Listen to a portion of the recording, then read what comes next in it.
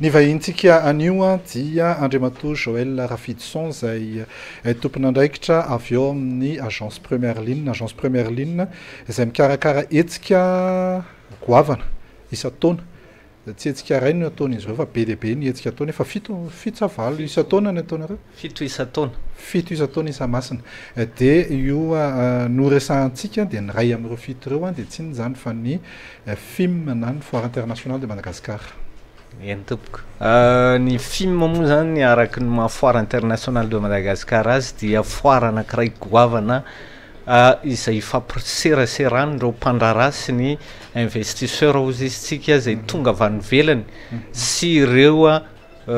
investisseur eto Madagascar. Zay ny tena zavatra goavana be atao ao anatin'ny Fim. Salon international moa izy io zany amin'ny teny vahiny. Izy io dia ho tenenina amintsika fa manomboka amin'ny 20 ny volana Mai,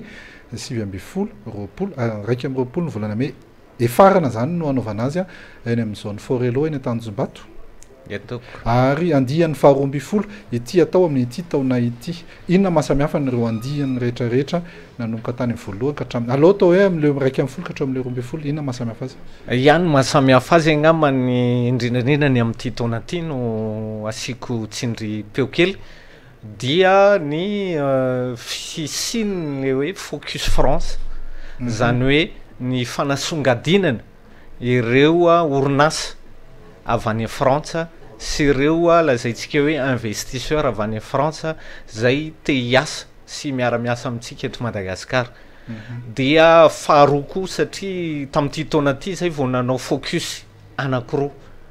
dia ny fampisongadinana ihany koa ny groupement des femmes entrepreneurs de Madagascar satria andriambavilanitra izy ireo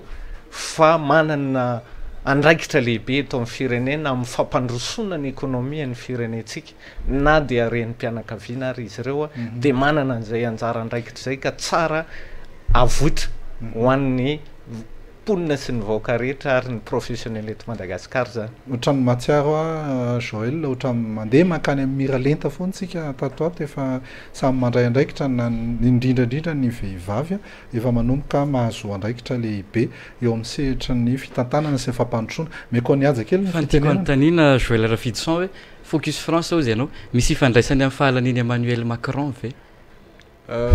Tsy angamba ny valina satria isa-taona zahay dia manao focus na firenena anankiray. Fifandrisiany zavatra angamba ny misy fa raha tamin'ny roa taona lasa dia focus La Réunion, tamin'ny herintaona dia focus Maurice, fifandrisiany zavatra hoe aminao na focus France ny amin'ity taona ity. Satria koa moa zany maromaro ny zavatra ny fandraisantsika tamin'ny frantsay tamin'ity taona ity raha tsy resaka ny francophonie teto Madagascar. Maro zany. Ie, fa ny mahafa kely an'ity Foire Internationale de Madagascar ity tsy mitovy amin'ny foire rehetrarehetra, tsisy an'le hoe 3 jinne fa tsy milamina tsara izy ary avolenta tsara, zay maha international anazy. Ary mahavolenta azy dia tsindriko fa misy conférence ao anatin'io. Manahoana mikasika an'izay conférence? Ya, voalazanao indrindra fa maha salon professionnel azy dia tsy maintsy misy ny conférence mba ahafahan'ireo orinasa sy ireo mpandrara mampiseho sy mampivoatra ary manazava amin'ny antsipriany ny zavatra izay karakarain'izy ireo avy amin'ny toerana misy azy tsirairay. Raisiko manokana amin'izany ny izay misongadina mandritra ny efatrandroa ny famelabelaran-kevitra sy ny fanazavana izay ho ataon'ny Union Européenne mikasika ny fandraisana ara-ekonomika ny Madagascar sy ny Union Européenne izay ho taritiny ambassadeur ny Union Européenne mihitsy moa io conférence io ka iangavianantsika ho tonga ao amin'izany zavatra zany satria misy zavatra goavana izay ho voalaza sy ho ambara mandritra an'izany famelabelaran-kevitra izay ho ataon'ny ambassadeur ny Union Européenne zany amin'io fotoana io. Ny fandaharam-potoana moa dia ho aparitakay amin'ny Ainao Manjery sy ny gazety mpiseho isan'andro eto Madagasikara ihany amin'ny fotoana izay mampety azy. fa ny tsinganiko akoatran'izay koa de ny fisin'ireo start-up ozy izy zahay satria matetika hoan'ny tanora malagasy voalazako misy tanora malagasy 50 am'zato zay efa manana projet ozy izy tsika hiditra tetikasa ho idirana eo amin'ny sehatra matianina ka ho hitatsika ao amin'izany conférence ao amin'ny salon Fim Internationale de Madagascar ihany koa ireo zatovy 50 am'zato zay nahavita ny fianarany sy nahavita ny projetny mba hoentina eto amin'ny économie malagasy ampandrosoana ny firenena sy ny économie eto amintsika mba ahafany izy ireo mampiseho amin'ireo investisseur reo ihany koa satria matetika rehefa miresaka Foire Internationale de Madagascar tsika de mieritreritra fa investisseur étranger ny tena ho andrasana sy ho hita ao amin'izany Foire Internationale Madagascar zany ka zay indrindra nahatonga anay niantso an'ireo tanora ireo mba ahafahany mampiseho an'izany tetikasan'izany mba ho hitany investisseur malagasy satria ho futur investisseur izy ireo atoato ka ny ampisongadinana an'izay investisseur eto toerana zay ihany koa zany no antom-pisiny ny Foire Internationale de Madagascar. Ny resaka Union Européenne ianao teo de tiana manamarika fa tamin'ny fasivy volana mai lasa teo no fankalazana ny journée ny Union Européenne de fandray tsara zany le izy fandraika tsara ao anatin'le izy fanontaniako farany angamba ny apetraka aminao Joël Rafidson de ny hoe inona ny tena tanjona aloha atao hoe tanjona vokatra andrasana vokatra azo raisin-tanana andrasana amin'ny film ny film moa mazava ho azy fa ny économie no andrasana ny fampandrosoana ny économie eto an-toerana aloha voalohany indrindra ary ihany koa amin'izao andro ny fanatotoloana zao indrindra i Madagascar de nosy tsy afaka miolon'olona irereto isika ary zay indrindra no antom-pisin'ny Foire Internationale de Madagascar mba isin'ny fifandraisana na échange zao izy ny teny baiko mba teny frantsay mba mialatsiny mba ahafahatsika afaka mibaiko amin'ny teny malagasy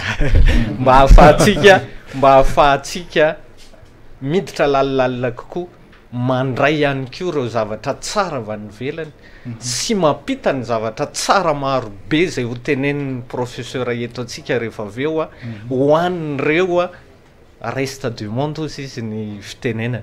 zay ny tena antom-pisiny ny film de indrindrandrindra ny promotion ana économie malgasy ono inoko sy antenaina fa ireo tanora 50 am'zato malagasy tanora malagasy io de ahita lalakizorana amin'io fotoana io fa ohatrany adinidiny kely lasa miverina kely lasa manao resaka fara mananjandry ahoana moa zany afaka hidira amin'ny daholo be moa zany ny foire sa tsy maintsy ny professionnel ihany afaka miditra amin'izy io ya misaotranao nametraka an'izay fanontaniana zay satria zava-dehibe tokoa zay zavatra zay misy lafin-javatra anankiroa amin'ny mahafoire azy moa dia foire économique sy professionnel azy de misy invitation 40 000 invitation gratuite no efa no tsinjarainay eto a Madagascar ho an'ireo professionnel sy ho an'ireo olona zay eritreretiny ny exposant tsirairay avy ho futur client potentiel ho azy ireo zany hoe aza matahotra nareo fa azo anjara invitation nareo fa zamana fa misy fotoana ny zavatra rehetra ohatsy izy ny fitenenana dia fa misy ihany koa akoatran'izay invitation professionnel zay mibahana misimisy kokoa satria foire professionnel le izy de 40 000 invitation ozy izy ihany naparitaka any amin'ireo professionnel sy ireo olona futur client potentiel ho an'ireo exposant anatin'le événement fa misy ihany koa ny billet d'entrée finaingony efa nahazo ao anatin'izy ireo zay zany ny fomba ahafahantsika mijery izy io tsy hanavahana olona hoe tsy maintsy professionnel vao tafiditra ao fa ny olona tsotra mety ho lasa professionnel ary zay mihitsy no tedavina fa ny olona professionnel tsy ho lasa olo tsotra kosa zay indrindra nanomboako ny fitenenako hoe ny olo tsotra ho lasa professionnel ary zay mihitsy no tanjona satria fampianarana ihany koa ny événement ohatran'ny film fanabiazana ho an'ny vahoaka rehetrarehetra ny olona rehetra zany a dia arabaina ho tonga soa daholo indrindra fa ny investisseur sy ny mpandraraha misaotranao andriamantoa Joël Rafidson ny Foire Internationale de Madagascar zany a dia amin'ny 7 sivy roapolo raiky amby roapolo volana Mai taona 7 sy 10 atao eny amin'izao ny Forelo eny Tanjombato Foire Internationale de Madagascar io a fa